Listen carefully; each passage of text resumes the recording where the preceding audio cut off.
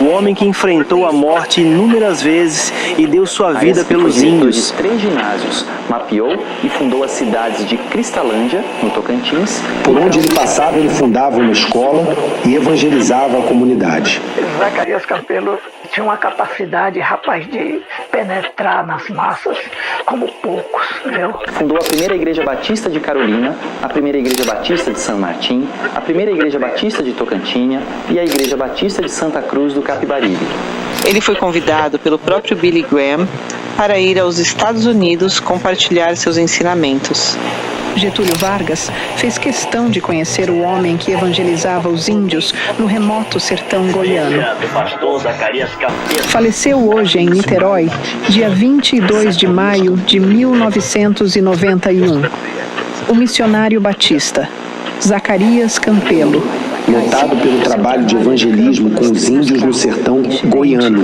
Zacarias deixa um legado extraordinário e sua vida continuará nas dezenas de igrejas que organizou no campo missionário.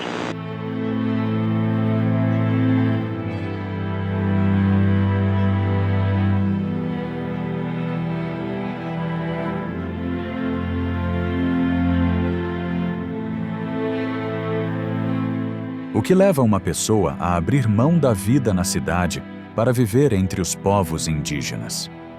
O que faz alguém suportar longos períodos longe da família, enfrentando o silêncio da mata e os desafios da selva? Como medir o tamanho do amor de um homem pelo Evangelho e pelo ensino das comunidades esquecidas? Essa é a história de alguém que trocou o conforto pela missão, que viu no outro, por mais distante que fosse, um irmão a ser alcançado. Zacarias Campelo nasceu no dia 18 de julho de 1900, no povoado de Santo Estevão, interior do Maranhão. Veio ao mundo em um casebre de palha, filho de José Ferreira Fragoso, um viúvo de 70 anos, e Maria Madalena Campelo, sua jovem esposa de apenas 26, forçada ao casamento aos 16 por vontade do pai, João Campelo. A infância de Zacarias foi marcada não por ternura, mas por ausência. Ainda bebê, enfrentou o impaludismo, a malária que assolava o Brasil rural do início do século, enfraquecido pela febre, pela pobreza e pela solidão. Após o novo casamento de sua mãe, foi entregue aos avós e dali passou de casa em casa. Foi cuidado pela irmã Manu, quase uma mãe, e depois entregue ao tio Manuel, onde aos 8 anos já vigiava o gado e passava a noite sozinho no mato. Mais tarde, foi levado para a casa do tio Umbelino, conhecido como Eurives, um Eurives rico. Como não tinha filhos, quis levar Zacarias para fazer dele seu único herdeiro. Mas o que encontrou ali foi a crueldade da esposa do tio e uma rotina de trabalho pesado, espancamentos e medo. Ainda assim, aos 10 anos, Zacarias conheceu seu primeiro dia de escola em Balsas. Sabia apenas 4 letras, A, C, O e S. Mas aquele foi seu primeiro contato com um mundo onde o saber poderia ser uma saída. E se há uma lembrança de afeto em meio à dor, ela atende por nome: Vovó Rosa. Foi no colo dela que Zacarias encontrou por breve tempo o que nenhuma das casas por onde passou lhe ofereceu: carinho. Esse povo judiava com Zacarias e dele levou ele para cuidar da roça. Aí estava trabalhando com o tio na roça e o tio teve que sair para outra roça. Disse: Zacarias, mais de tarde eu venho para dormir aqui na roça. Cada um levava a rede.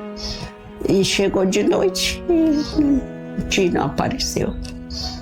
Ele pegou, armou a rede dele lá em cima. Magrinho. Subia e descia tudo, né? Armou. De manhã, quando o tio chegou, o rastro da onça estava lá. A onça não subiu. Aí a história de Zacarias, que o cheiro de malária era tão forte no corpo dele que afugentou a onça. Afugentou a onça. Então ele disse: um beijo de onça. Um beijo de onça. Mas sofreu muito. Na casa do tio Umbelino, Zacarias suportou calado os maus tratos da tia, até o dia em que, já adolescente, disse basta. Fugiu pela mata escura, sozinho, buscando abrigo na casa de outro tio, onde pela primeira vez encontrou paz e respeito. Mais tarde, voltou a viver com a mãe e o padrasto, um homem rude, mas honesto. Ali, Zacarias mergulhou no trabalho. Tentou a lavoura, o comércio, até descobrir na construção civil sua vocação. Aos 17 anos, tomou uma decisão ousada: mudar de cidade e buscar, com as próprias mãos, um futuro melhor. Era o início de uma vida que não se curvava à dor, mas se levantava pelo esforço. Chegou em Carolina, já sendo pedreiro. Era até como apelidado de mestre Zacarias. Ele fazia as construções. Então ele começou a construir lá em Carolina, foi ganhando nome e sendo conhecido.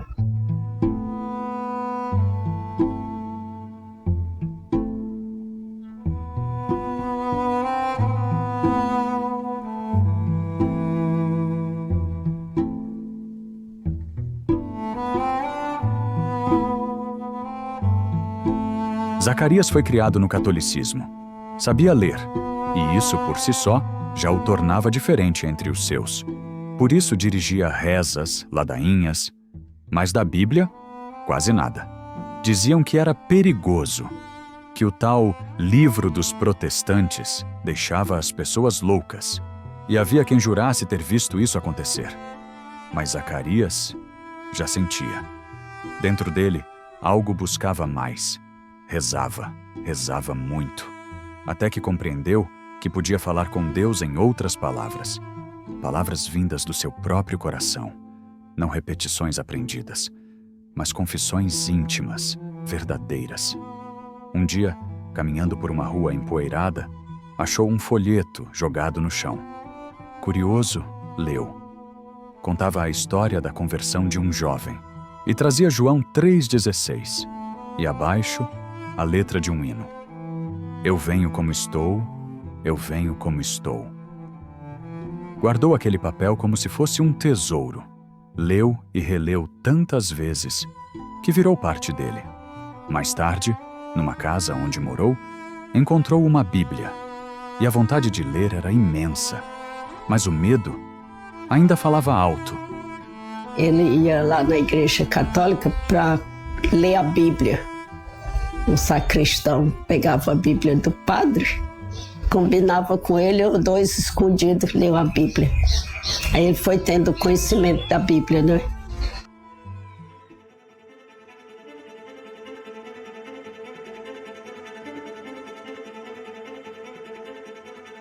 Um obreiro maravilhoso que veio dos Estados Unidos, me parece que ele era canadense, né? Mas trabalhava com os batistas americanos, uma denominação americana, e eles vieram para cá não para trabalhar com uma denominação, mas para pregar o evangelho. Eles queriam fundar uma igreja igual à igreja primitiva, sem denominação, tá certo? Então, isso eles conseguiram fazer um trabalho evangelístico aqui maravilhoso aqui no campo, tá certo?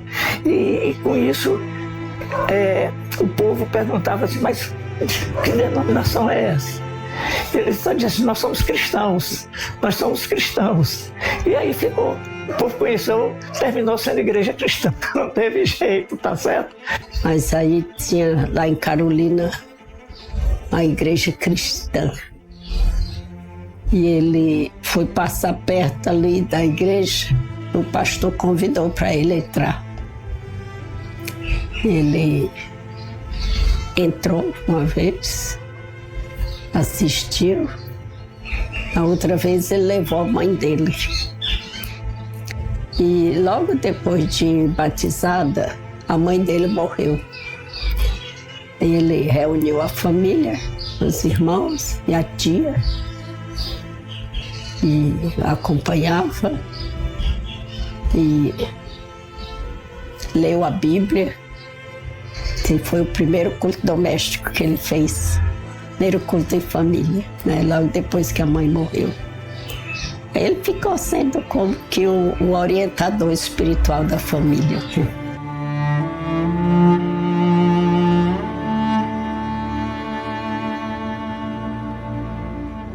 Em novembro de 1922, chegou o dia. Como Jesus no Jordão, Zacarias desceu às águas, num dos mais belos rios do Brasil, o Tocantins. Naquela manhã serena, a fé de um homem e o propósito de Deus se encontraram no leito de um rio.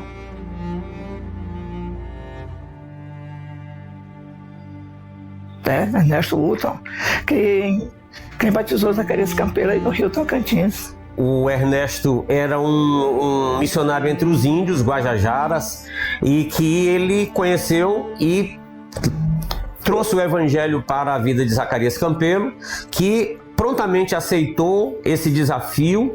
Foi o pastor Houghton, com sua fé serena, com sua paixão pelas almas esquecidas, que acendeu nele esse fogo. Um desejo que não o deixaria mais em paz. A obra missionária sempre era o centro das palavras. A seara, os campos brancos, as almas que esperavam por luz. Entre tantos rostos que cruzavam as ruas de Carolina, um povo em especial atraía o olhar de Zacarias: os índios craôs. Ele os observava em silêncio. Admirava seus enfeites, suas pinturas, suas armas singulares, e percebia que por trás da diferença havia dignidade e havia um clamor. Foi ali, entre orações e passos discretos, que Deus confirmou o plano. Zacarias não apenas seria um crente, seria um missionário, chamado para os craôs. Que aí os índios iam para Carolina, levavam os produtos dele para vender lá. E o povo de Carolina fazia uma festa para receber aqueles índios, mas ele notou que os índios vendiam muito barato e às vezes trocavam por sandália, por coisa assim, que índio nem usava na aldeia, eles andavam descalço mesmo.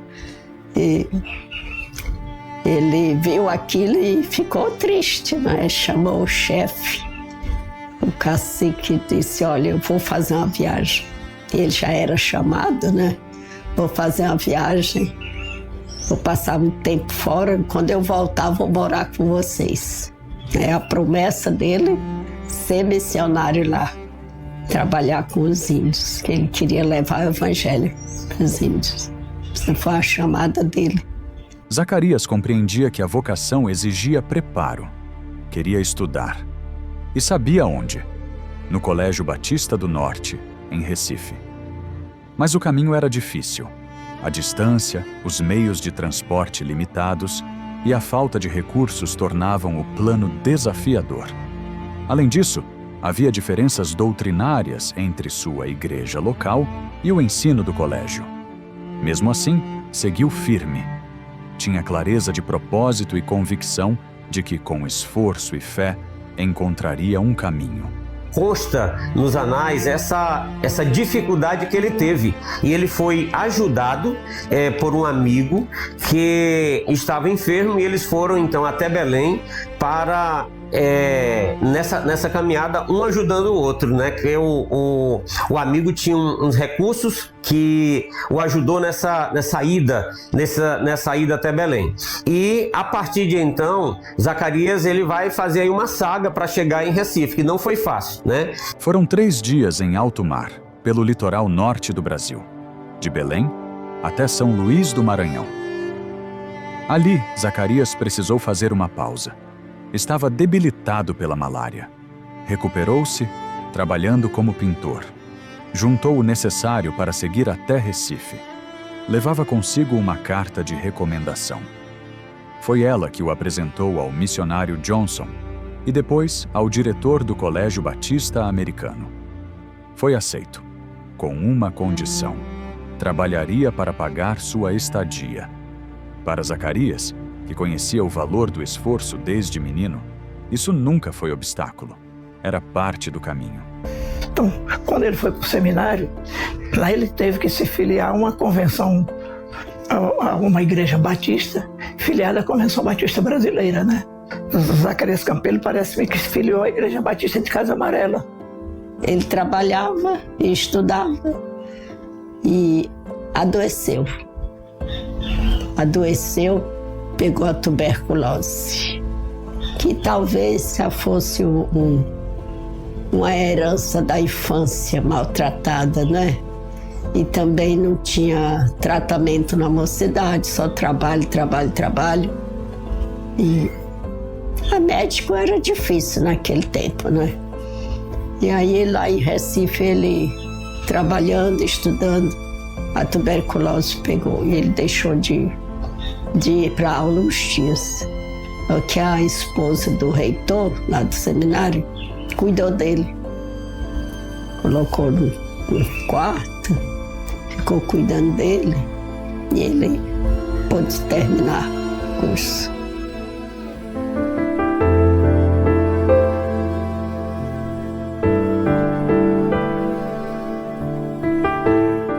Ele fazia trabalho na igreja lá e ela e a mãe frequentavam a igreja.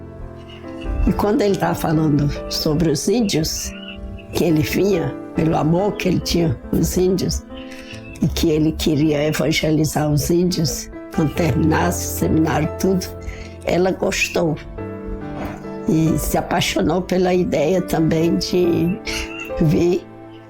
E às vezes ele era convidado pela família para tomar refeição lá, né, durante o trabalho dele. E aí começou o namoro, né? E ele veio a se casar com ela. Era uma moça que não tinha muito traquejo de sertão, de cidade grande, né? Uma família, vamos dizer assim, nobre, né? Da cidade do Recife.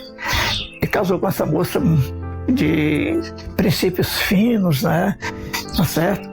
E mesmo assim, ela estava disposta a vir com ele trabalhar entre os índios. Em 8 de maio de 1926, Zacarias Campelo e Noemi Stella de Araújo Falcão oficializaram sua união na capela do Colégio Americano Batista do Recife, em uma cerimônia discreta entre amigos e irmãos de fé. O casamento marcou não só o início de uma vida a dois, mas também o começo de uma missão conjunta. Nos dias seguintes, Zacarias foi ordenado pastor. E então, veio o envio. A viagem de núpcias não foi para um destino comum. 15 dias depois do casamento, embarcaram no cais de Recife em direção ao interior do Brasil. O destino, a aldeia dos índios Craôs.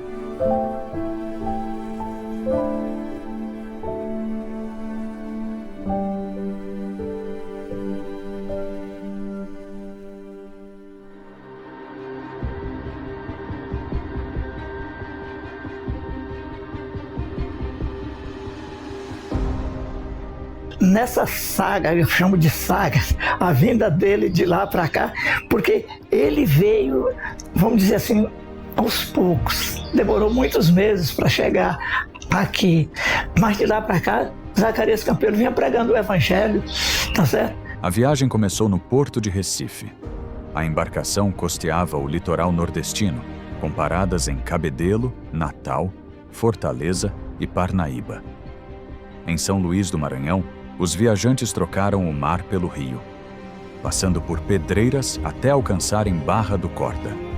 Dali, seguiram a cavalo rumo a Grajaú e depois Carolina. De Carolina, a última etapa foi por entre areais escaldantes, navegando pelo rio Manoel Alves Pequeno e caminhando a pé. Era o caminho até a terra dos Craôs.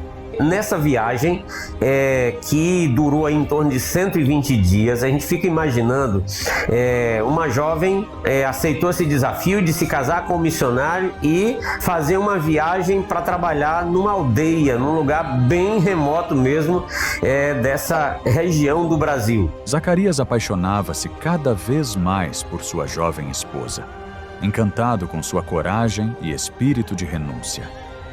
Depois de chegarem ao Maranhão, seguiram viagem pelo rio Mearim, a bordo do vapor Gonçalves Dias. Foram dias e noites cercados pela mata fechada, enfrentando o zumbido constante dos mosquitos transmissores de impaludismo. Ao chegarem à cidade de Pedreira, seguiriam até Barra do Corda, terra natal de Zacarias. Trocariam por uma embarcação menor, mas nenhuma viagem era prevista nas semanas seguintes. Sem hotéis, alugaram uma casa e esperaram. Viviam sua lua de mel com esperança, em meio à selva e ao sonho que os guiava. Quando chegou perto de Barra do Corda, e um missionário que dirigia o trabalho lá, e ele deixou Noemi lá na casa desse missionário, que era conhecido dele, e foi visitar os parentes que eram lá, mais dentro do sertão, né? Quando chegou em Barra do Corda, então, né, de lá ele fez conferências em vários lugares, levou o evangelho a muitos lugares. Para o trajeto até Carolina, Zacarias telegrafou com antecedência, pedindo a um amigo que enviasse condução até Barra do Corda. Mas o amigo falhou, e a condução não apareceu. O missionário Smith, então, vendeu a Zacarias os animais necessários para seguir até Grajaú. A viagem prosseguiu em lombos de burros, numa caravana pequena e alegre, acompanhados por crentes locais.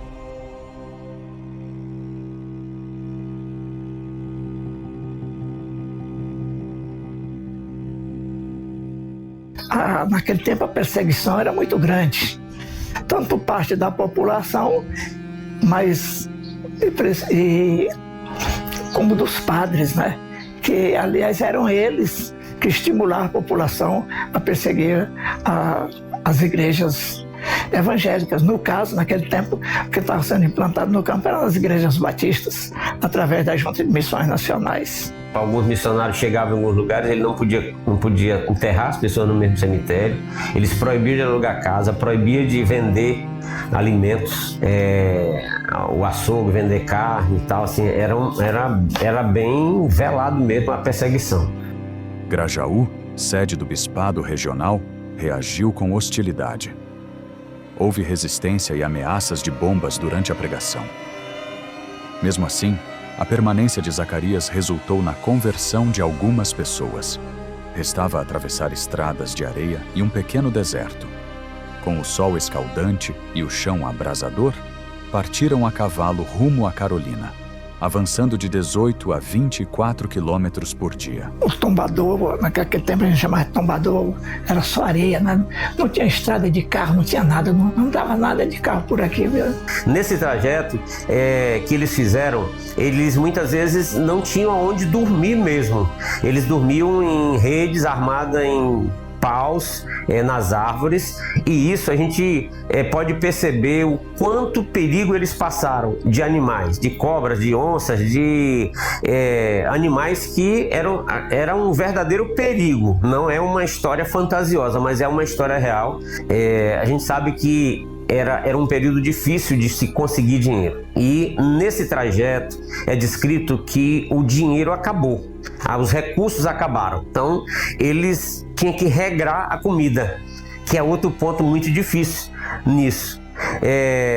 A água se tomava era dos riachos, dos córregos, das nascentes que eles iam encontrando. E a alimentação regrada à base de farinha, porque era a base alimentar mesmo do tempo no sertão. Era farinha, uma rapadura, uma carne seca, frutas do cerrado que eles iam encontrando, eles iam se alimentando.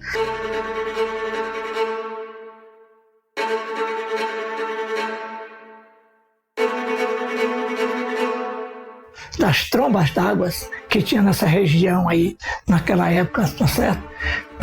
Não era brincadeira, não.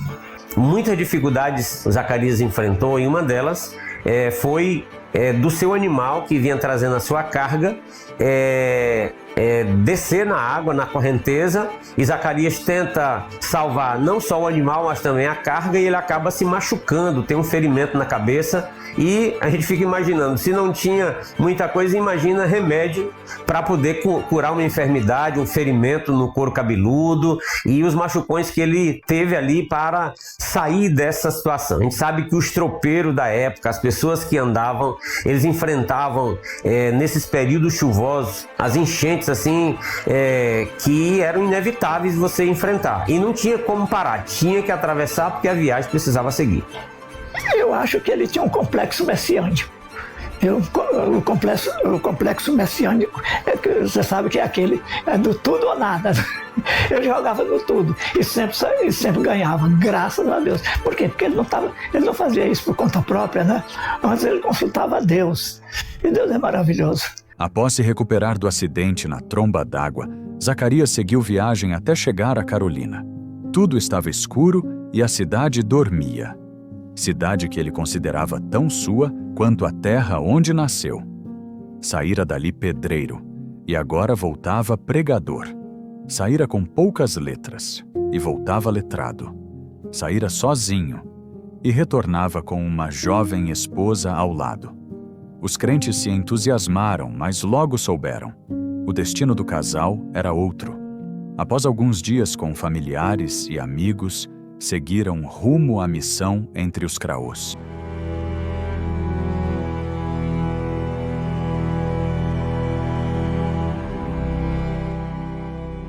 Ele foi o primeiro missionário da Junta de Missões Nacionais enviado ao campo. E isso em 1926.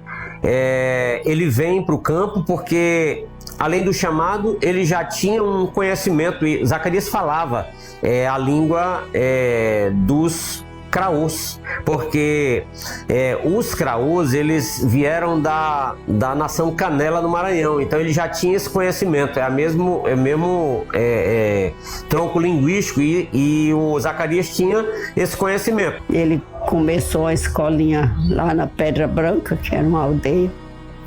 Era uma aldeia lá embaixo, né? Tinha que descer segurando, tem um cipó bem forte no mato que aguenta. Aí os índios subiam e desciam por esse cipó. Zacarias não aguentava. Aí ele chamou o Joaquim Leão, era um jovenzinho. Joaquim Leão subia e descia lá, ensinava para os índios, ensinava a ler. E Zacarias pregava para os índios. E uma das coisas era o trabalho que ele oferecia na criação, na plantação de roça, ensinando técnicas melhores para ter um melhor condicionamento. Tanto eu morava num lugar onde eu fiz uma lavoura, uma grande lavoura, que acabou com a fome da terra. Era uma mata virgem ali. Pois bem, eu fiz, não precisava cercar porque não tinha gado, fiz uma roça com quem estava doido. Aí eu chamei tudo quanto era de índio, de 2 aldeias. Trabalharam na cortar a madeira e queimar para facilitar o plantio. Aí plantei no meio daquela pausada medonha toda, plantei só arroz, milho e feijão. Eu, quando acabei de fazer a roça e plantar, eu devia 5 ou 6 anos do meu salário a uma firma em Carolina. Basta dizer que o fazendeiro me vendeu 10 bois para comer, porque era um boi por semana lá na aldeia. Zacarias seguia firme em sua missão entre os Craôs. Alimentava o corpo e a alma daqueles que amava, pregava a palavra e também providenciava alimento. Comprava gado, cultivava roça e, mais tarde, iniciou a criação de gado para garantir o sustento contínuo da aldeia. Mesmo em meio ao trabalho duro, não se limitava ao campo indígena. Liderava a igreja cristã na cidade de Carolina e acompanhava com dedicação os pequenos núcleos de fé que começavam a surgir nas cidades de Estreito e Porto Franco. Então, eles souberam que em Carolina tinha um pastor, Zacarias, que falava muito bem. E um rapaz mandou um recado, mandou um portador lá, porque não tinha telefone naquele tempo, né? Mandou um portador para chamar Zacarias para ir lá em Porto Franco. Foi o primeiro lugar que Zacarias teve uma congregação, foi em Porto Franco, antes de pastor Alexandre chegar. O pastor Alexandre trabalhou em Porto Franco até aposentar. Mas antes dele, Zacarias seja. E quando ele ia para Porto Franco, passou pelo Estreito. Aí ele se identificou. E as pessoas, o representante lá da cidade disse: olha, Zacarias, vem ensinar nossos filhos aqui, porque ele era professor também. Vem ensinar nossos filhos e começar uma igreja aqui. A gente manda os padres embora e entrega a igreja que já está construída para você. E tem casa dos padres, tem tudo, você fica com tudo, a gente manda todo mundo embora. Aí Zacarias disse: não, mas eu estou indo para Porto Franco, mas minha chamada é para os índios. Então, ele pregou ali no Estreito e teve muitas conversões. Mas não tinha quem ficasse, e ele não podia ficar, porque ele tinha aquela chamada para os índios. Ele veio e visitou Porto Franco. Primeiro visitou o Estreito, né? Depois Porto Franco. E lá houve decisões e ele começou a doutrinar aquele grupo. E ele viu que tinha futuro no trabalho e não podendo estar lá e cá por causa do trabalho entre os índios, né? Então ele falou com a junta para colocar um obreiro ali. E ele foi a Salvador, lá viu o secretário, o presidente da Junta de Missões Nacionais e fez o apelo pelo trabalho então, em Porto Franco.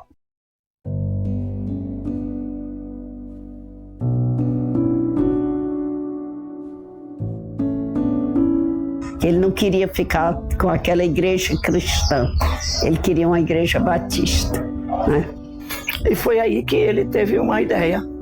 Mas eu estou trabalhando para os outros, porque eles chamam para esses ângulos que não querem nada com denominação, né? Querem sim com o evangelho, mas não com a denominação. E eu sou batista. Aí partiu para organizar a igreja. Mas antes ele foi muito sábio. Ele criou a escola. E aí está algo muito importante para o nosso campo. Ele foi o fundador da primeira escola. Escola que começou com a EBF. EBF naquele tempo era a Escola Batista de Férias, né? Tá certo? E convidou aquelas crianças da cidade e compareceram muitas crianças. Mas só que essas crianças pensavam que era uma escola que eles iam aprender a ler, porque era tudo analfabeto, né? Então, mas não era. Quando ele descobriu isso, pela decepção dos alunos da EBF, né?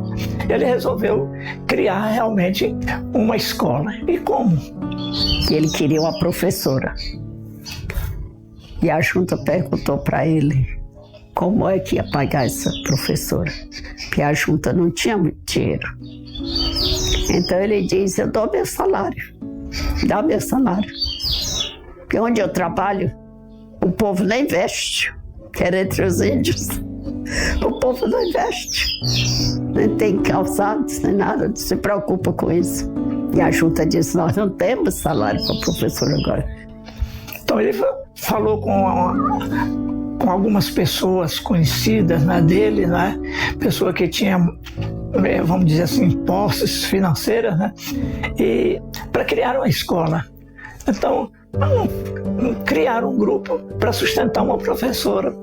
E ele criou a escola numa casa que ele havia construído antes, que é naquele lugar ali onde é hoje o templo da primeira igreja batista de Carolina. A escola teve uma aceitação grande, viu? foi uma das coisas que Carolina abraçou de todo o coração. Eu morei lá em Carolina, e ainda existia essa escola, eu acho que ainda existe até hoje, né? E ele botou o nome da escola, Escola dos Pés Descalços. Aceitava rico, pobre, de qualquer maneira. Quem era bem calçado e quem não tinha calçado, tá certo? E aí, irmão, começou, quer dizer, o trabalho batista começou com a escola. O trabalho batista da Convenção Batista Brasileira começou no nosso campo com a escola, fundada por quem? Por Zacarias. E para onde ele ia, lá ele procurava organizar uma escola, tá certo? Ou estimular a escola, como por exemplo Porto Franco. Ele veio a Porto Franco, ele organizou a congregação de Porto Franco e estimulou essa congregação, e o seu obreiro a fundar uma escola. E foi fundada a Escola Batista de Porto Franco, com sugestão de Zacarias Campeiro.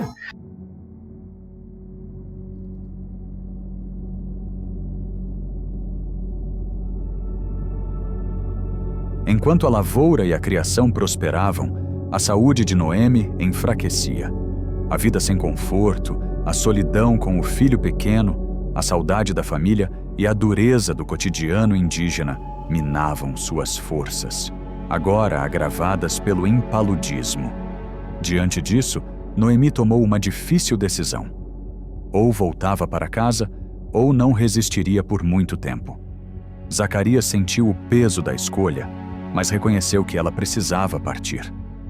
Com o segundo filho a caminho, providenciou sua ida para Carolina, onde a irmã Manu e outros familiares poderiam cuidar dela com o carinho e os recursos que a aldeia não podia oferecer. Para levar Noemi para Carolina, ele arrumou uma balsa. Ele construiu essa balsa e chamou os ajudantes, né? E desceu pelo rio essa balsa. Fez uma coisa assim para amparar a Noemi do sol, da chuva. Ela ali dentro, naquela balsa, passando mal. E ele tocando a balsa, né? E a balsa ia descendo, acompanhando a correnteza da água, né? Até chegar em Carolina. Foi um momento muito difícil para ele, né? Poucos dias depois, nascia Esmeralda, frágil à primeira vista, mas destinada a crescer firme, tornando-se uma jovem ativa e incansável na pregação do Evangelho. Zacarias, esperançoso com a melhora de Noemi, voltou à aldeia, deixando aos cuidados de Manu suas preciosas joias, esposa e filhos. Mas ao retornar, enfrentou perdas. Exploradores haviam levado o arroz colhido e seus animais. Enquanto resolvia os problemas, uma carta chegou de Carolina. Noemi estava gravemente enferma. Se quisesse vê-la com vida, teria que partir imediatamente. Zacarias chegou, ainda conversou com ela e ela pediu para ele não deixar de evangelizar os índios. E pediu para levar os filhos para a mãe dela. Não sei se o primeiro filho, o outro foi a irmã dele que criou. Tem que ele entregou tudo e ela orou pelos filhos, pelos Zacarias e pelos índios, né? Pelos índios, que ela tinha um amor muito grande aos índios.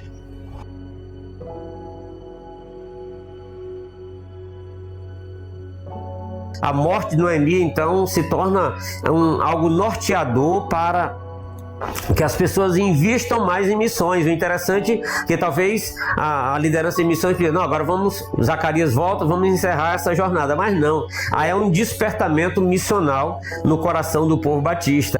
É como se fosse uma alavanca, é como se fosse um processo propulsor para o surgimento de muitas moças nos seminários, para vir para missões.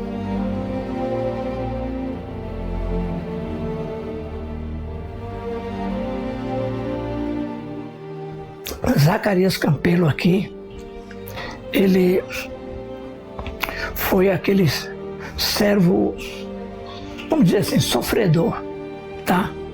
Um servo sofredor. Mas que Deus usou. Deus usou. Zacarias permaneceu em Carolina por alguns meses. Precisava tempo para cuidar dos filhos e para curar o próprio coração.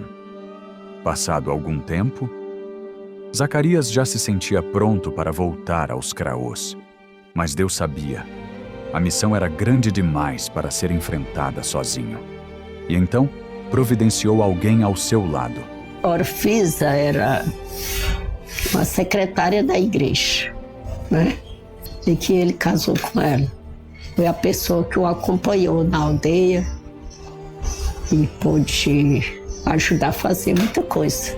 Quando ele já estava mais estabilizado, ele voltou à aldeia, trabalhar com a aldeia.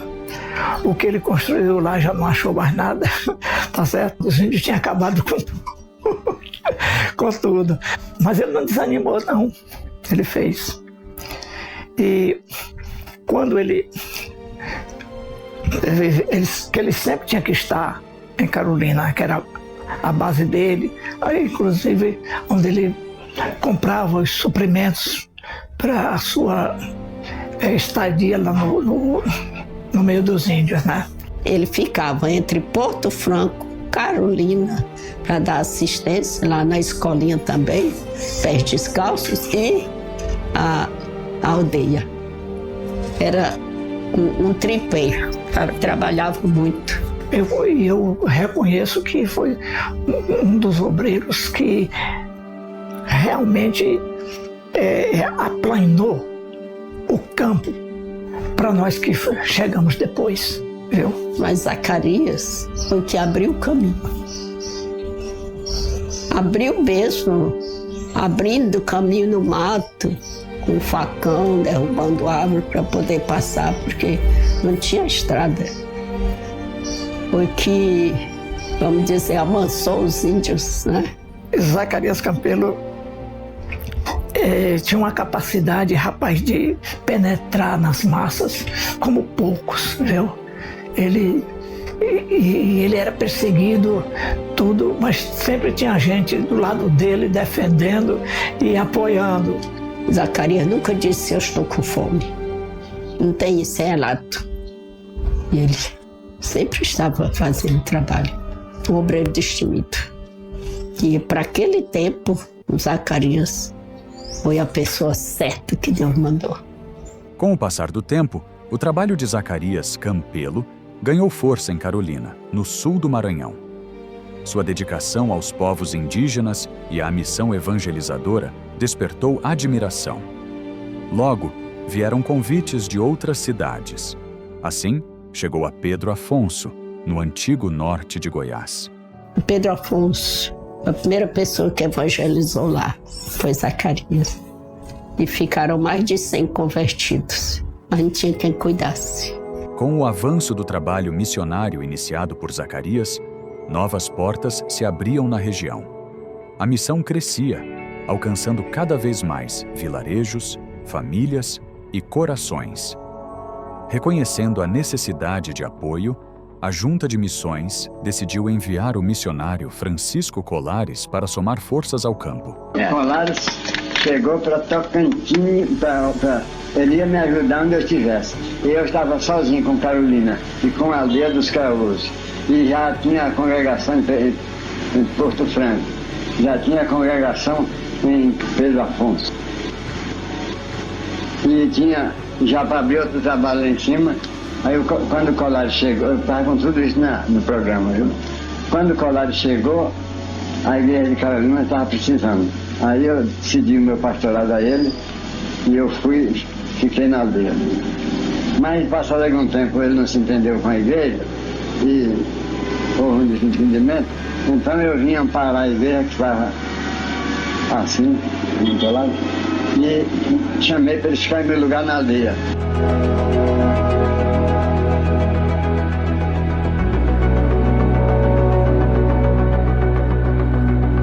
Eu fui para o gerente, porque os gerentes fizeram um apelo a mim.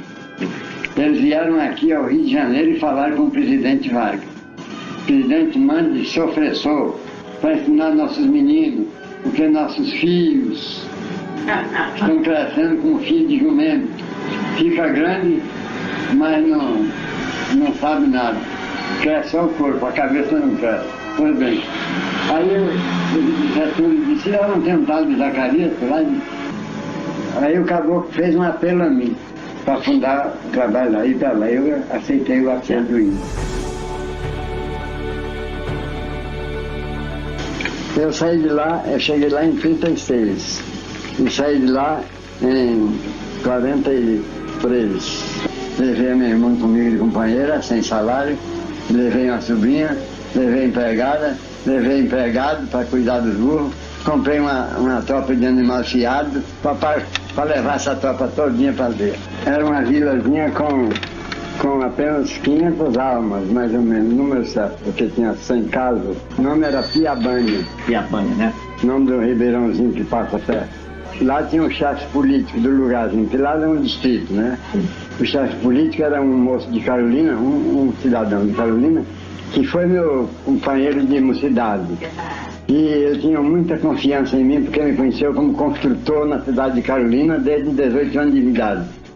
E eu fiquei muito conhecido em Carolina, de modo que para ele eu era um irmão. Quando chegou ele fez um apelo. Olha que coisa boa. Ele fez um apelo e eu vou lhe pedir para fazer uma coisa, arranjar para nós aqui uma professora. Eu quero de vocês porque eu fui estudante do missionário Ernesto Januto, seu pai na fé. E me dei muito bem com ele e a educação protestante é a que me serve. Eu quero que o senhor me arranje uma professora. Eu disse, feito. Mas eu já tinha arranjado para Carolina a mesma coisa. Porque Carolina era a primeira igreja, eu já tinha arranjado a professora para Carolina. Mas não tinha chegado. Elas chegaram juntas. A dona Beatriz? Beatriz e a Lígia. Lígia de Castro. Quando ele chegou em Tocantins, ele fez o mesmo pedido. Ele queria uma professora. E a junta disse, nós não temos salário para professora agora. Dá meu salário. Zacarias, você não pode dar seu salário. Como é que você fica? Não, o povo onde eu trabalho não tem nem dinheiro. Cria a Escola Batista de Tocantinha, que se tornou um marco da educação no norte goiano. É uma história que é muito bonita, a história pela formação, a quantidade de pessoas que estudaram no Colégio Batista de Tocantinha. Pastor Zacarias, o senhor se lembra ainda, queria lembrança dos primeiros batismos que o irmão realizou em Tocantins? Eu me lembro, foi José Bandeira Natividade, Margarida, a mãe dele, e Estevão e Esté, um casal. E os gerentes ficaram com Zacarias lá. Zacarias ficou sendo obreiro morando em Piabanha, que hoje é Tocantinha, né? Que é uma cidade histórica. Era Tereza Cristina. Depois de Tereza Cristina passou para o nome de Piabanha e hoje Tocantinha, né? Então Zacarias morava ali para evangelizar também o povo dali daquele lugarejo. Não era uma cidade ainda formada. Depois do período que ele trabalhou em Tocantinha e com os índios xerentes, ele então se desliga da junta e o missionário que é apaixonado por missões, ele pode até se desligar de uma junta missionária, mas ele não deixa de pregar o evangelho. E ele resolve pregar no garimpo, anunciar o evangelho no garimpo. E ele vai para um lugar chamado Aspirim, o garimpo do Aspirim, que hoje é a cidade de Cristalândia, no estado do Tocantins. Aquele lugar já tinha crescido muito, virou uma febre e já tinha ali em torno de 10 mil habitantes. E ele, Zacarias Campelo, é quem incentiva a criação do município, não de Aspirim, mas de Cristalândia. Então, um registro bem interessante é que a cidade de Cristalândia foi o nome dado pelo missionário Zacarias Campelo enquanto evangelizava. Infelizmente, por causa da doença, ele teve que se mudar. para Anápolis, né? Para tratar dele e da família, né? E de lá de Anápolis que ele foi para Pernambuco, que lá é outra história também muito bonita, viu, irmão? Muito bonita. Lá ele organizou a igreja, ele revitalizou a igreja, fez coisas extraordinárias. Ele se superou na sua vida profissional, na sua vida ministerial, porque ele pregou até na igreja do Billy Graham nos Estados Unidos, né? Foi a convite dele, ele esteve lá, pregou em acho que 14 estados brasileiros, pastoreou várias igrejas, abriu várias igrejas, construiu várias igrejas, e também na parte de educação no Brasil, em que as escolas eram uma coisa assim que nem existia. Ele construiu várias escolas, por onde ele passou, ele deixou esse legado. E ter a formação que ele teve, buscar a formação que ele teve, um escritor, ele participou da Academia Brasileira, faz parte da Academia Brasileira de Letras, da parte dos evangélicos. Para a sociedade geral, ele deixou o bom nome do Evangelho. Um homem extraordinário.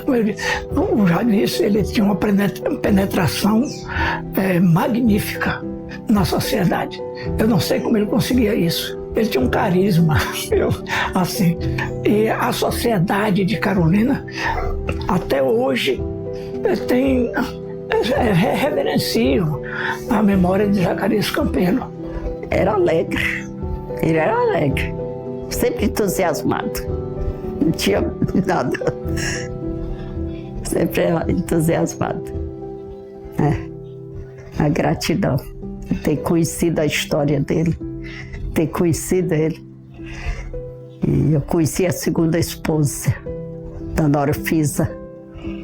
Então, pessoas dedicadas deixaram exemplo para mim.